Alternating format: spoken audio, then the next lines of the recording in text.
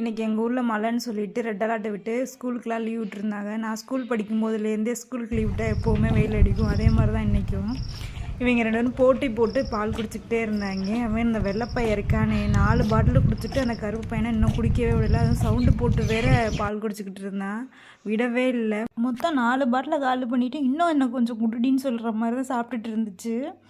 நேற்று நைட்டு ஃபுல்லாக இது ரெண்டும் தூங்கலை. எங்கள் வீட்டில் யாரையும் தூங்க விடல. ஒரே கத்து. ஆனால் எதுக்கு தான் கத்துதுன்னு தெரியல.